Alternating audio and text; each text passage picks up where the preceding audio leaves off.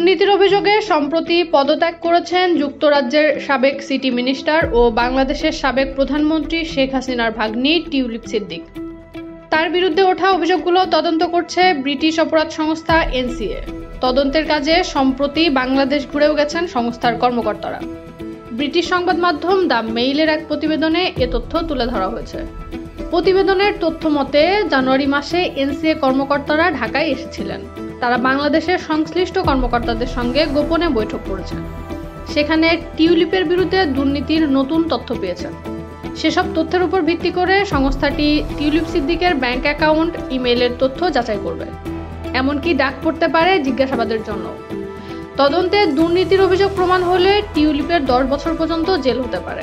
Tulip সহ শেখ হাসিনার পরিবার ও স্বজনদের বিরুদ্ধে রূপপুরে পারমাণবিক বিদ্যুৎ কেন্দ্রের অর্থ আত্মসাতের গুরুতর অভিযোগ রয়েছে। সেসব অভিযোগে বলা হয়েছে রাশিয়ার প্রেসিডেন্ট ভ্লাদিমির পুতিনের সঙ্গে শেখ হাসিনার চুক্তি সহে মধ্যস্থতা করে বিপুল অর্থ হাতিয়ে নিয়েছে টিউলিপ। নাসরিন আক্তার উর্মি, ঢাকা মেইল।